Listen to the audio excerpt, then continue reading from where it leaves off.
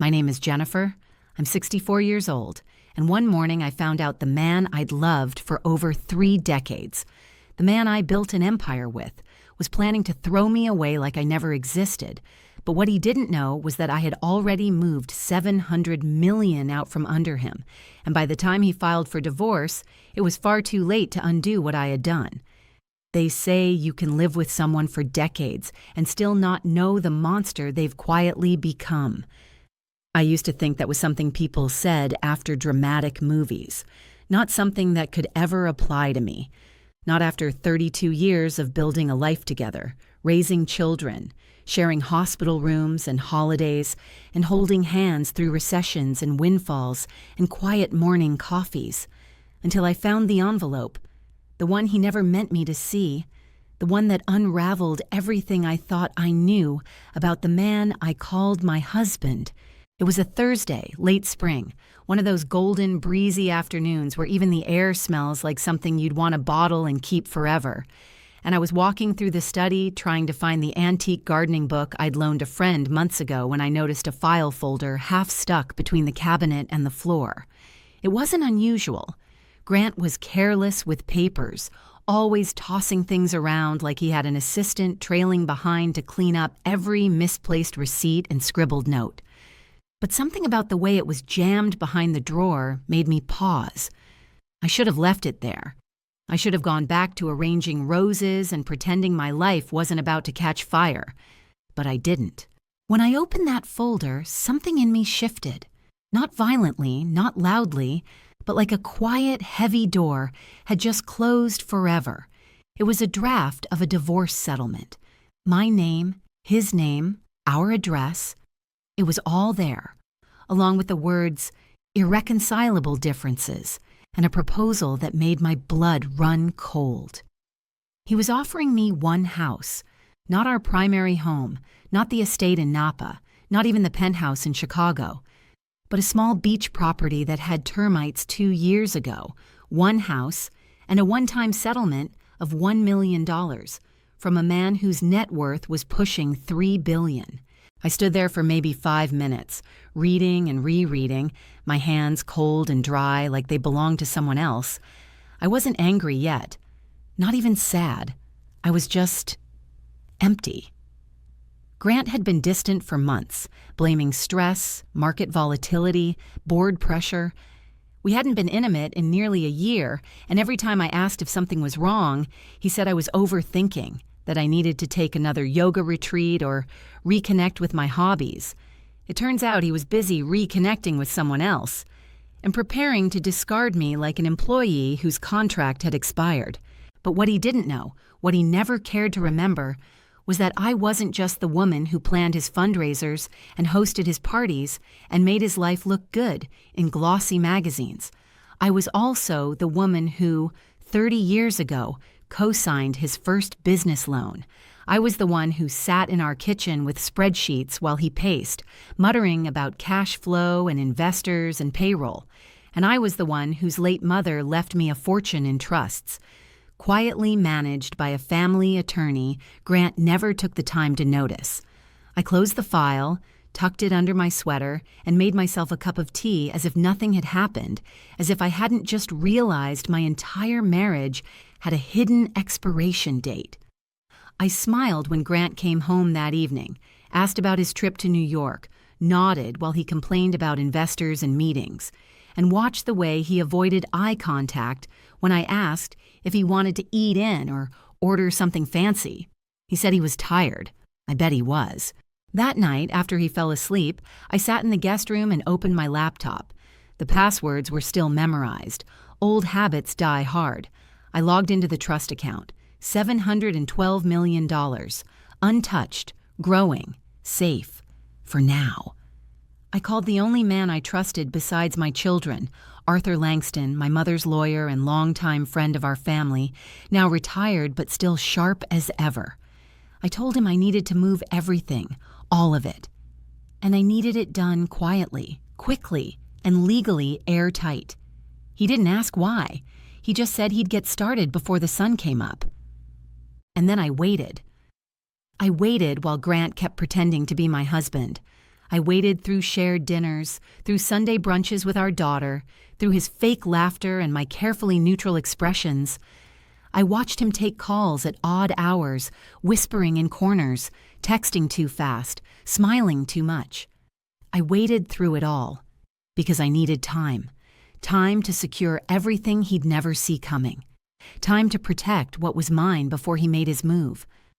I used to think strength was loud. Big speeches, slamming doors, raised voices. But real strength, I've learned, is silent. It's sipping tea with steady hands while your world is being demolished behind your back. It's smiling across the dinner table at the man who plans to erase you. And it's planning your own rescue without giving him a single clue. He thought I didn't know. He thought I'd be blindsided. But the truth is, the moment he decided to end our marriage in secret was the moment I stopped being his wife and started becoming something he would never, ever be able to control again. And that, dear viewer, is when the game truly began. People often imagine revenge as something loud, yelling in courtrooms, tossing wine in someone's face, storming out with dramatic flair. But the kind of revenge that lasts, the kind that hits where it truly hurts, is always quiet, slow, and perfectly timed, like the steady drip of a leaky faucet you don't even notice until your entire kitchen floor is ruined. And I had no intention of being dramatic. I wanted clean. I wanted irreversible. I wanted him to realize far too late that while he was busy rehearsing how he'd break me, I had already removed every piece from the board that he thought he could use to win. The morning after I found the folder, I woke up before the sun, sat on the edge of the bed beside Grant as he snored with the kind of peace only someone with a false sense of control could manage, and I watched him sleep for just a moment, not out of love or nostalgia, but to mark the final image of the man I once believed in, the man who had become something so cold and strategic that I could no longer tell where the husband ended and the ambition began. Then I went downstairs, brewed a pot of coffee and sat by the window with my notebook, starting the first of many private checklists. I began with the trusts.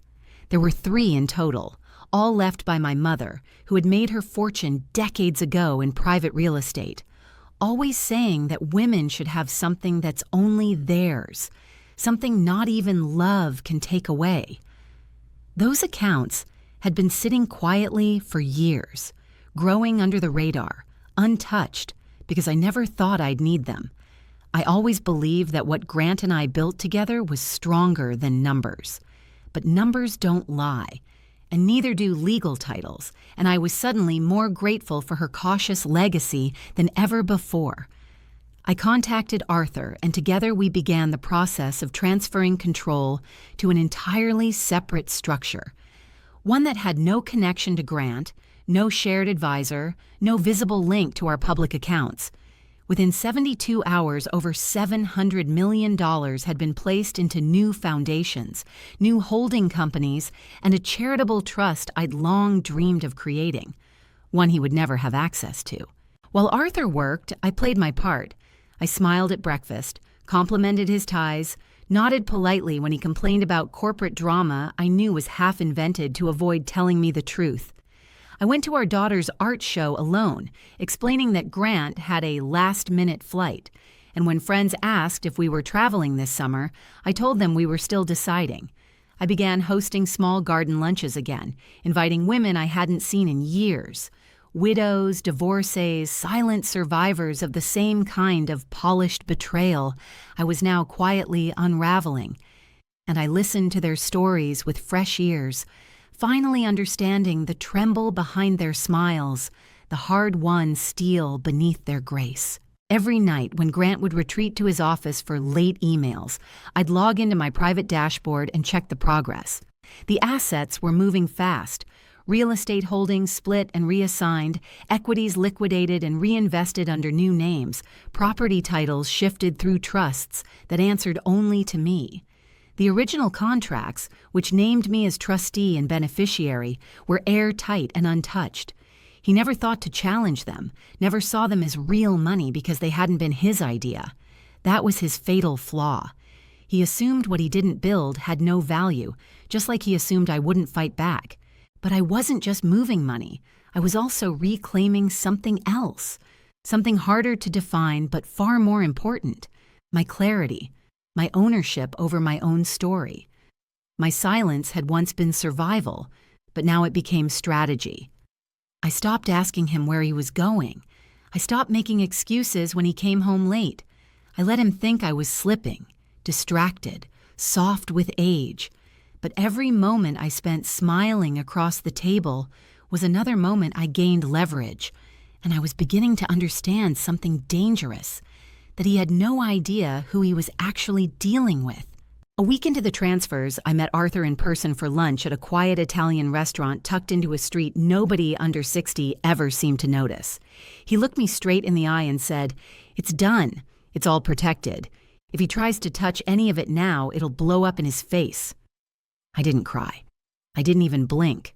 I simply nodded and took another sip of tea. Because this wasn't a victory yet.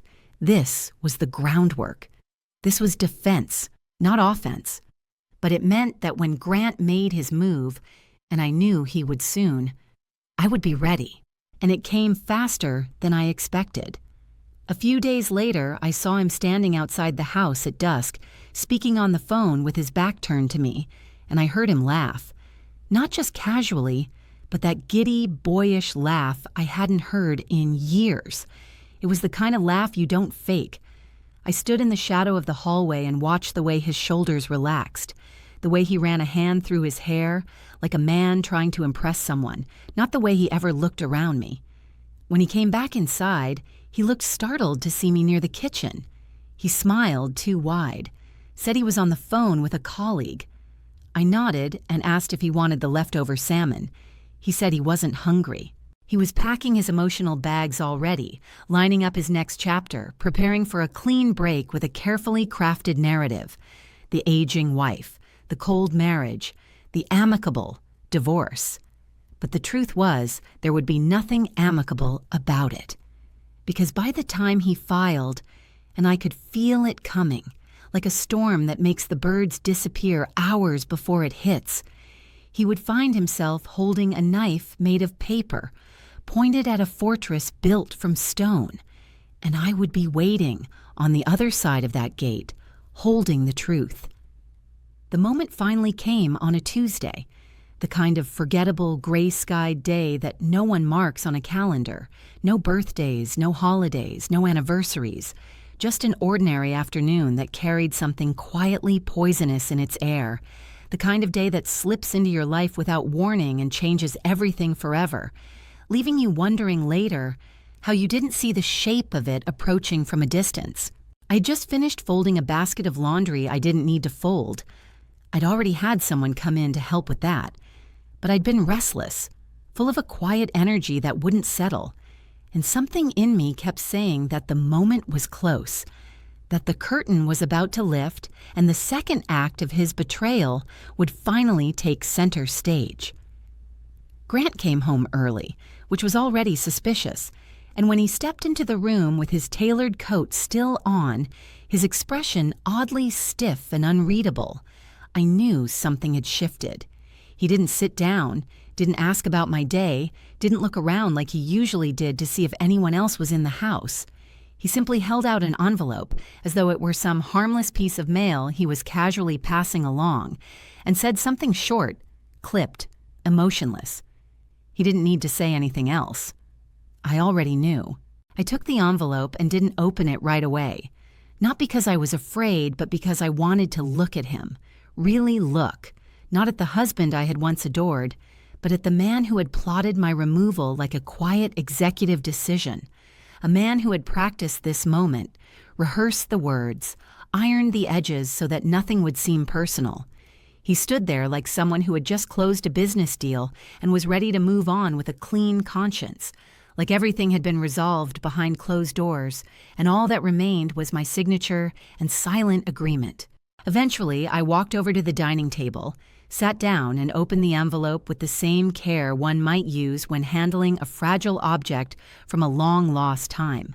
as though some part of me still wanted to show respect to what we used to be.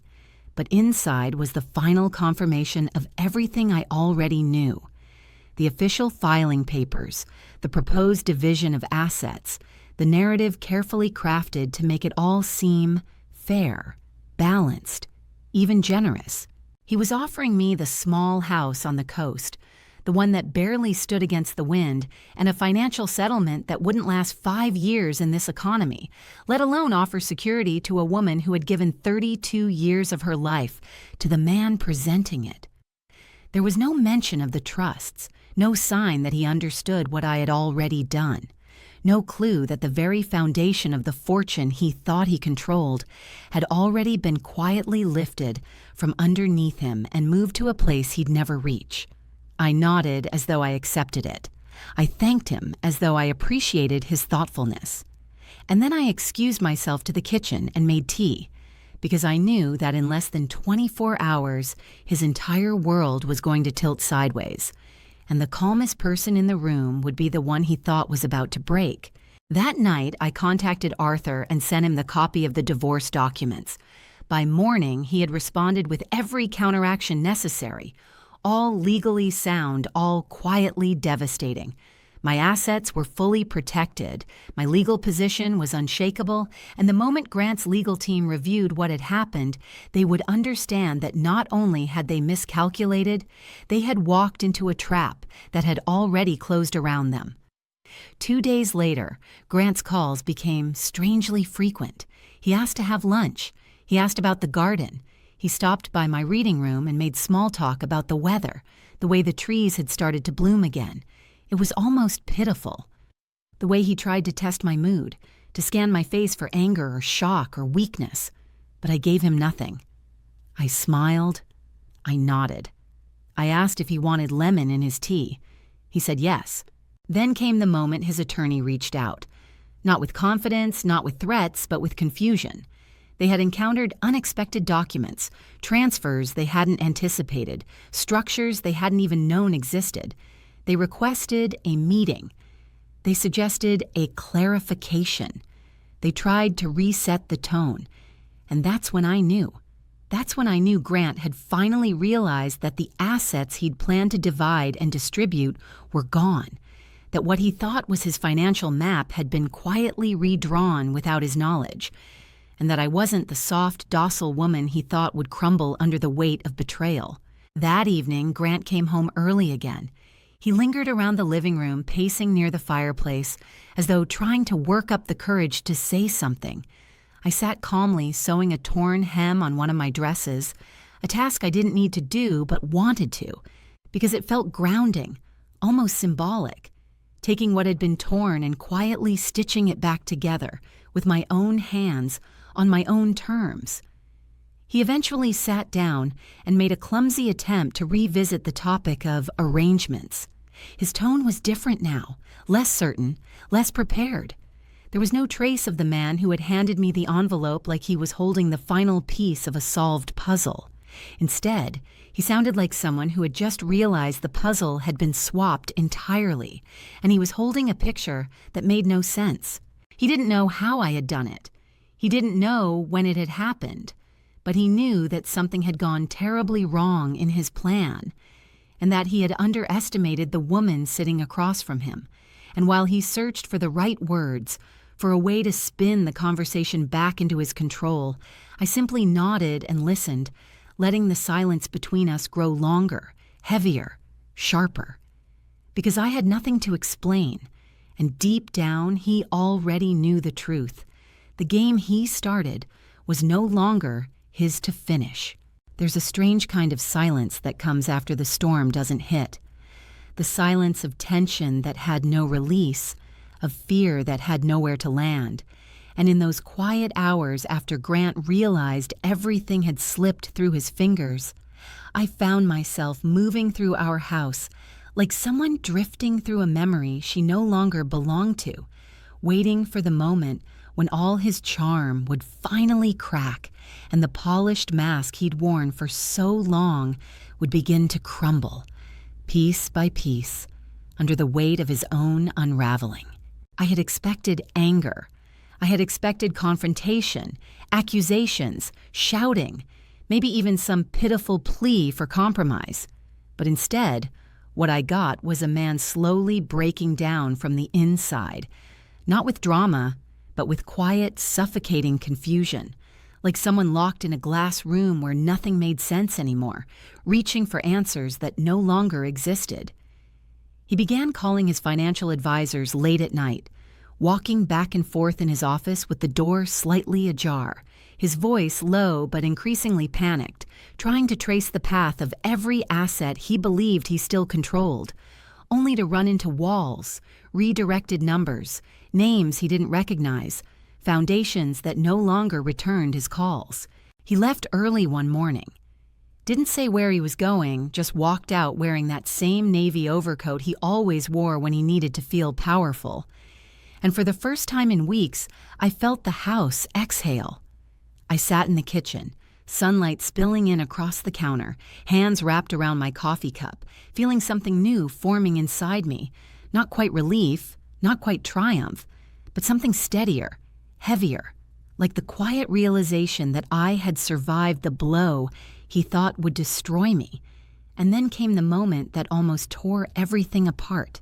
It was late afternoon, maybe close to 4, when I received a call from Arthur's assistant, a sharp, calm young woman who never wasted words, telling me that a courier had arrived at their private office with documents marked urgent, and inside was an emergency motion filed by Grant's legal team, claiming that certain transfers had been made under questionable mental capacity and suggesting that I might not have been acting independently. My blood turned to ice. For a split second, the room tilted, the floor shifted beneath me, and every carefully placed brick in my foundation felt like it might slide out of position. I had expected desperation, but I hadn't expected him to weaponize my age, to try and paint me as unstable, vulnerable, incapable of managing my own affairs.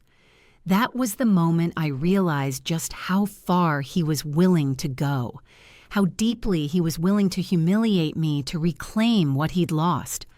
I stood there, barely breathing, hands cold, heart pounding, thinking about the possibility of being dragged into court not as a woman defending her rights, but as a subject of pity, someone to be examined and evaluated. But Arthur was already ahead of it. He had anticipated the move, not exactly this shape, but something equally vicious, and had already gathered letters, records, medical clearances, even transcripts from recent lectures I'd attended and philanthropic meetings I'd chaired. Within hours, his team filed a response so airtight it could have suffocated fire, and the motion collapsed before it had a chance to gain ground. Grant's attorney quietly withdrew the claim before it even made it onto the docket. It was over before it began, but for a few hours I had walked through the edge of something brutal, something humiliating, and it left a mark I wouldn't soon forget.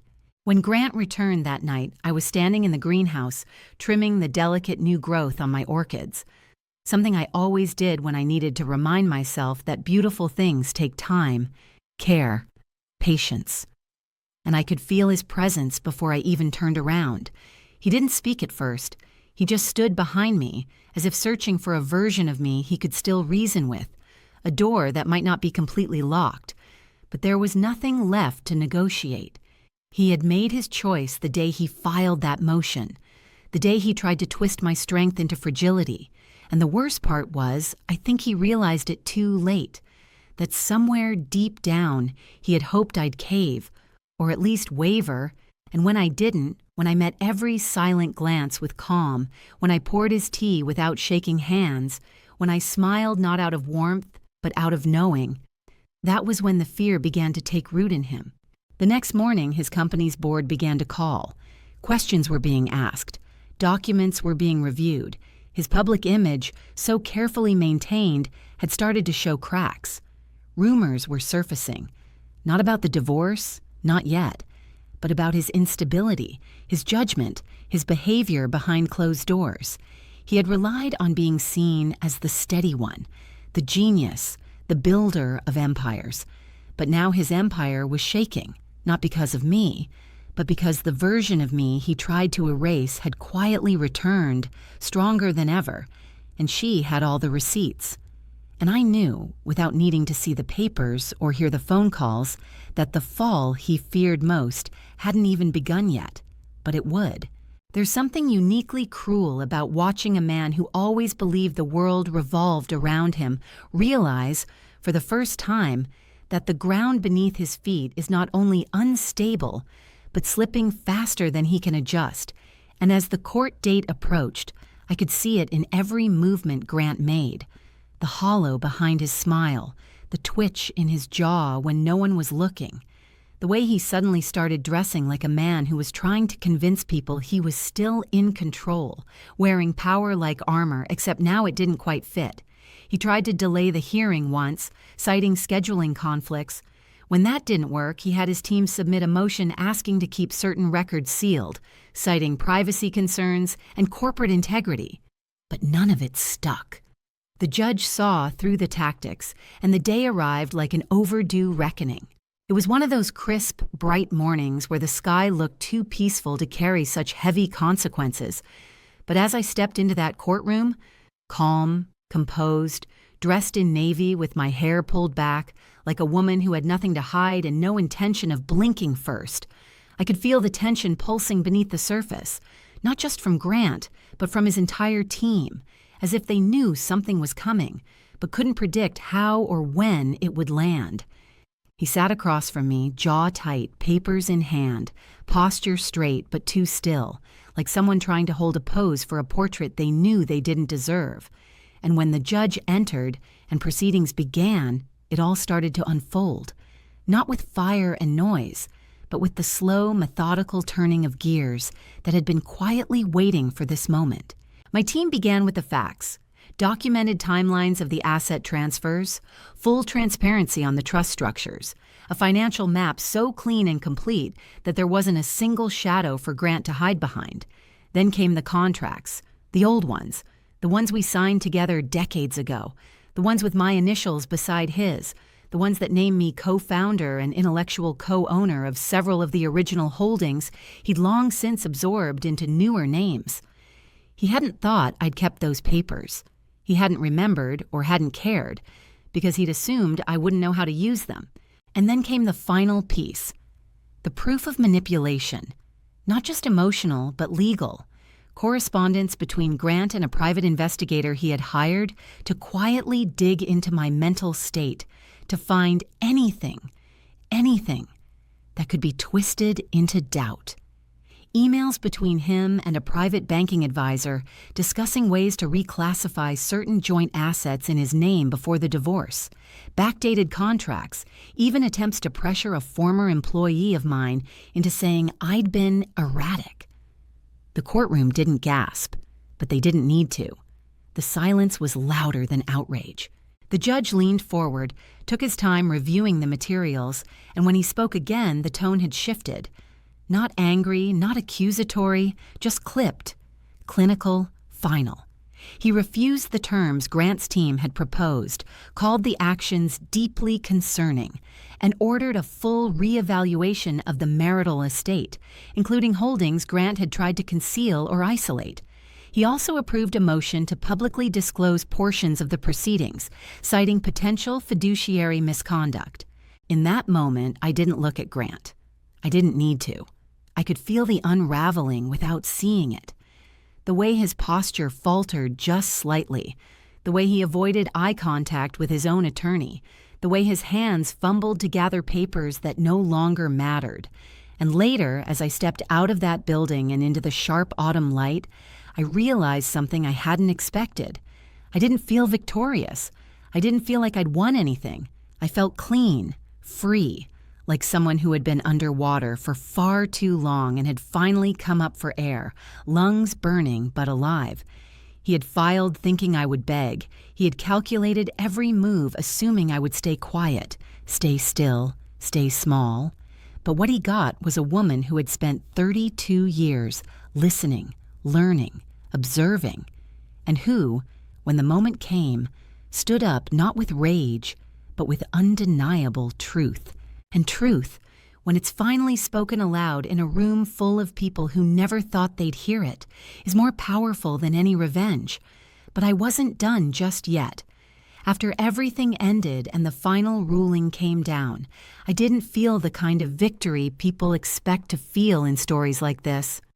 There was no dramatic rush of celebration, no loud sense of triumph, no emotional collapse in a courthouse hallway, because what I felt instead was something far quieter and deeper, like a slow and steady breath I hadn't realized I'd been holding for years had finally been released, clearing out a space inside me I didn't even know had been suffocating. I didn't return to the home Grant and I once shared because I had already arranged to have my belongings moved to a small private house I'd quietly kept in my name for decades. A place I hadn't visited in years, tucked away along the coast just outside of Santa Barbara, where the sea breeze moved gently through tall eucalyptus trees, and the silence wasn't heavy or lonely, but peaceful in a way I had forgotten life could feel. For a few weeks, I stayed completely still. Not physically, but emotionally. I didn't answer phone calls, didn't read the news, didn't meet with the few people who asked to speak with me, and instead, I let the world move around me while I sat each morning with warm coffee in my hands, watching the sun rise over a garden that had grown wild in my absence, knowing deep down that the truth was spreading on its own without my help and without my voice, moving like a slow ripple across the surface of everything Grant had once believed untouchable.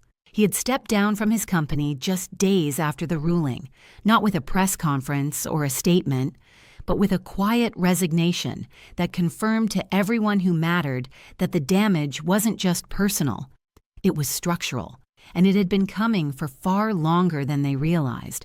His board had started asking questions, his investors began pulling away, and the people who used to orbit him like satellites began pretending they never knew him, because when power cracks, it crumbles quickly, and no one ever wants to be left standing on the wrong side of a man who just lost everything. I thought that would be the end, that justice had been served, and I could finally close the book, start a new chapter, and live the rest of my life without the weight of his shadow. But then something happened that I didn't see coming, something that caught me off guard in a way no courtroom ever had, and it came not from him, but from the one person I'd quietly feared I had lost for good. Our daughter, the one I raised and loved and hoped for even when she drifted closer to her father's world than mine, showed up one afternoon while I was out in the garden trimming a row of overgrown lavender, and I remember turning around and seeing her standing there, not as the guarded, skeptical woman she'd become during the divorce, but as someone who had clearly seen something that changed her, something she couldn't unsee and didn't want to forget. She told me everything in one long breath, how she had discovered private emails between Grant and his advisors, how he had tried to use her to frame me as unstable, how he had asked her to remember old moments from childhood and twist them into stories that would cast doubt on my mental state, how he had lied not only to the court, but to her, believing she would protect him because she always had. And she said she couldn't do it anymore. She couldn't unsee what he had become. And more than that, she didn't want to. But the part that changed everything was what she had done next. Because she had gathered those emails, those documents, those quiet pieces of truth, and she had sent them anonymously to the board of his company, thinking they deserved to know who he really was. And though she never expected it to make a difference, it was that act, quiet, small, uncredited, that led to the final unraveling of his public life. That was the moment I knew I hadn't lost her. It wasn't the courtroom that ended him. It was the one person he never thought would stand against him. And just when I thought the story had settled into its ending, the final twist came like a shadow that slipped through a crack in the door.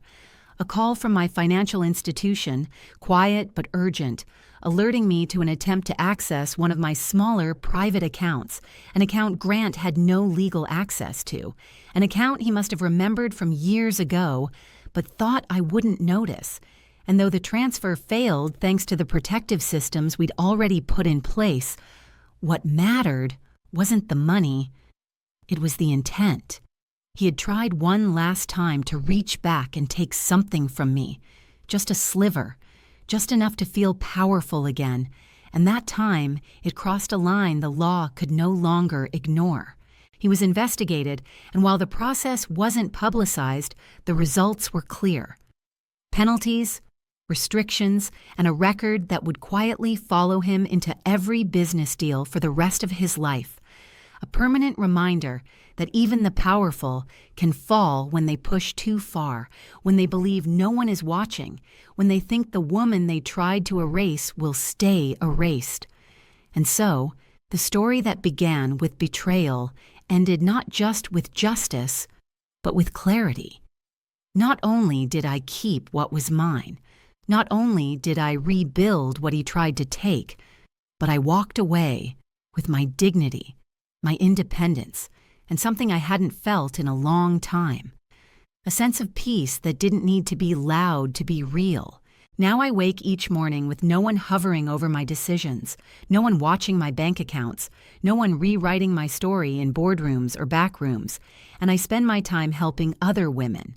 Women over 50, women left behind, women who once believed they didn't have the strength to start again. And I do it not because I want to punish anyone, but because I know what it's like to sit in silence while someone else tries to decide your future without you in the room.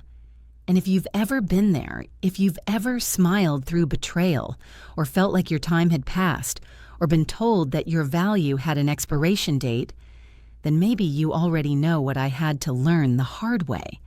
That the only person who gets to decide when your story is over is you. So now I ask you, not as a victim, not as someone who was saved, but as someone who saved herself. What would you have done if you were me?